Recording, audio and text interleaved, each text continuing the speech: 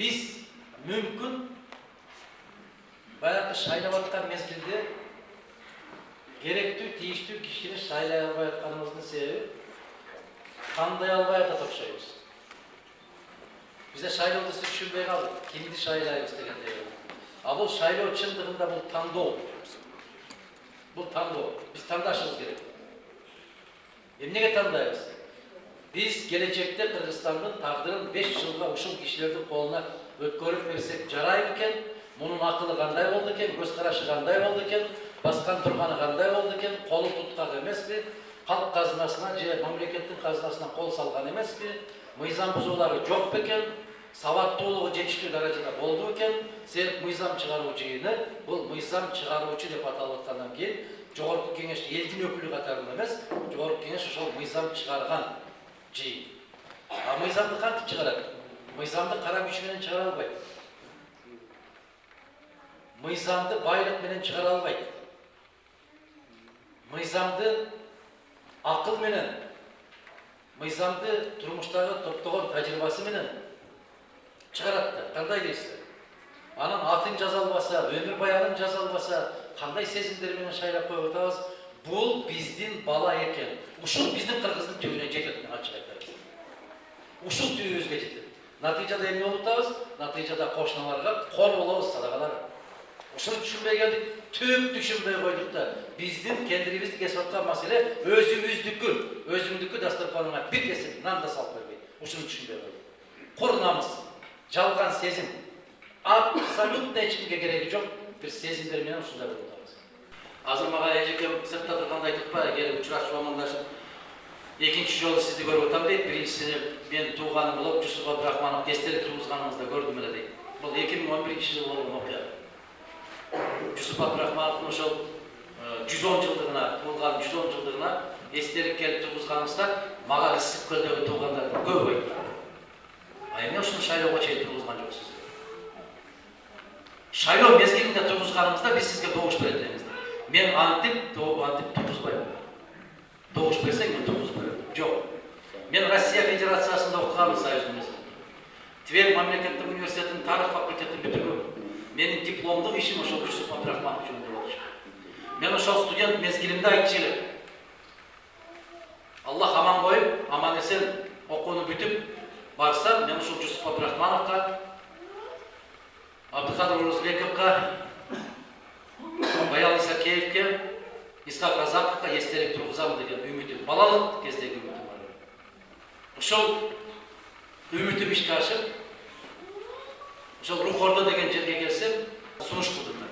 Эгер ушул төрдү Кудай берсе, буйрса берсеңиз, мен ушул төргө Кыргызга аттын кашкасында белгилүү болгон, ошол мамлекетке элге кызмат кылган 3 азаматтын эстелигин коёюн деген оюм бар десем, эч маселе жок дедим. Мен ошондо келип Жусуп Абдрахмановдун 110 жылдыгына ошол эстелик тургузуп койдук эле.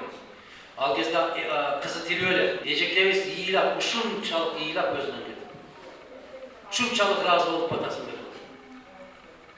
Андан кийин Баял Исакеевке тургуздук. Жусуп Абдрахмановдон кийин ошол Баял Исакеев Кыргызстанда жетекчи болду. Ал кишинин дагы кызы Ленина Исакеева. Келип ушунчалык ыраазы болуп, ал кишинин айылына барып, туугандары менен жолугушалы деп Почкорго барды. Анан ошол жерде дагы айтат, сен Исакеевдин кимиси болосуң дейт. Мен эч кимиси болбойм. Мен муну эстеп кеткенимдин себеби эмнеде болду?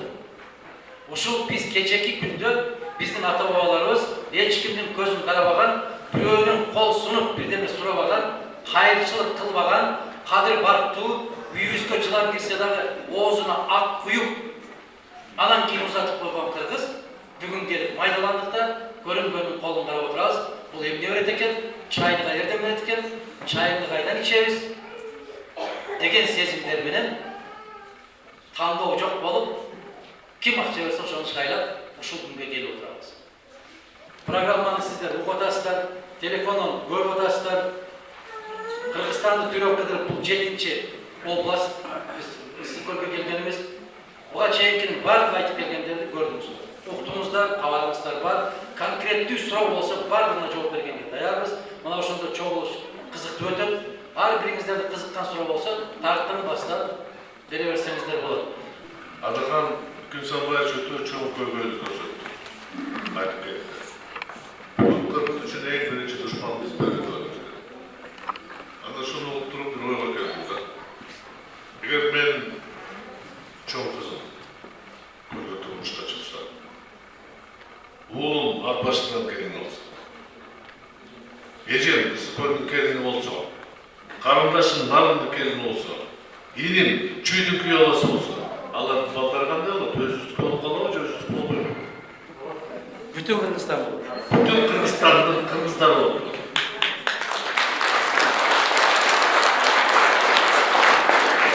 Oşöyle birimdik, Mekenim Kırgızstan, SDPK, Respublika, Arnamız köyle partiya. Alardın takdirine men toktavoyum, özgür menden jakşı bilesiňer. Bul partiyalar kayda, alardın aktivist liderleri kayda, jana kanday awalda hazır bolgon. Men bulardy çeçmeli öyle koyoyum. Ba Kırgızda aytat ki ölgöndün üstüne gömgöm kılbalım deyt. Oşon üçin men bundan alys bolayım. Geçe Alamedin rayonunda joluguşup atkanda bir Valentina Mikhailovna degen bir birөө çıkıp aytты. Men orusмун дейт. Moğol жерден men kaynasa da, emne bolgon bolsa da men ketpeyim. Bul menin mekenim deyt. Bul menin Kırgızstaным deyt. Bizdin bütün Kırgızstan siyasi partiyası. Azır aytып атабыз. 1 milyon Kırgızlar Rossiyada emgek kılıp atar. Oşol 1 milyon emgek kılgan azamatlardın hukuklары çektelgen. Biz жалгыз ушул партия Россия менен кош жарандыкты көтөрөбүз. Чтобы стать в течение 5 лет мы попытаемся добиться установить Российской Федерации о двойном гражданстве. Это будет единственная, первая страна, с кем Кыргызская Республика должна заключить такой договор о двойном гражданстве. Это принесет огромнейшую пользу, я скажу. Огромную. Бұл эмне деген идеология болду. Эгер сен уурда, макул уурдап турсуң, миллиард сом уурдап турсуң, бирок 100 миллионун төгүп кой, анан үйүңө барып жашай. 900 миллион менен ким жашабайт? Эгер сен 100 миллионду төккөн болсоң, демек мойнуңа алдың да сен уурлук кылдың, кылмыш жасадың. Мыйзам каттуулугуна мыйзам эмес, мыйзамдын так аткарылышынан каттуу болуш керек. Наказание должно быть неотвратительным. Шунуңуздар, сөзсүз түрдө жооп беришим керек да. Азыр кайра ошол уурдаганынан бир чим-чим үзүп алып төлөп коюп, көчөгө чыгып, баатыр болуп атат ошолор. Кайра депутаттыкка бараткандар бар. Мен дайым айтам, эгерде Кыргызстандын жетекчиси жеке өзүнүн үй бүлөсүнө зыяны тийсе, мен бир да сөз кылмак эмесмин. А бүтүндөй улутка мамлекетке тийип аткандан кийин анын баскан турганы, мен аны айтышым керек, дешим керек. Ошон үчүн сынды туура кабыл алыш керек. Жыйынтык чыгарыш керек.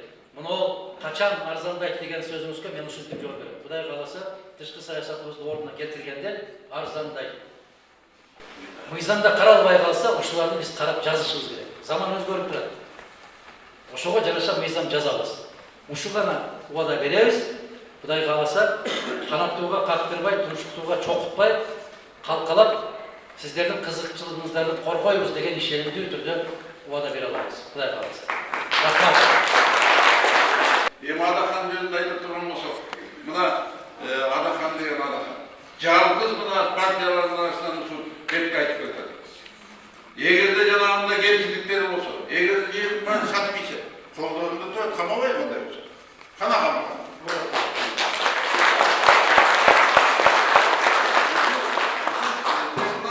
Мен адамгерчилик жөнүндө айтып келесин. Мына азыр бийлик үй мындай топтошуп жаманаттырып атат.